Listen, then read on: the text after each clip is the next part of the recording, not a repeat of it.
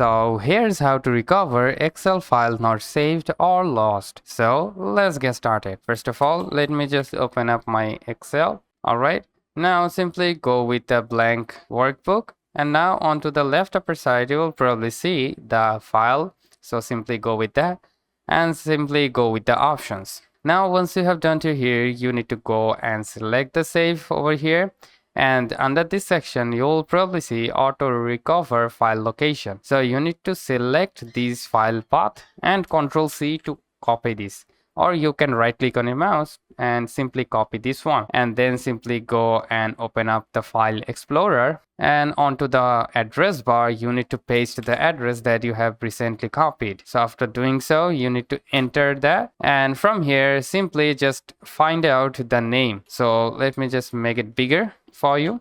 So as you can see, here is the known file, which is basically I was working on it previously. So if we go to this, as you can see, we got an unsaved file, which is correct. So we will simply select this one and open this up. Alright, so before that we need to close this file. So as you can see guys, we got our unsaved file opened in the Excel.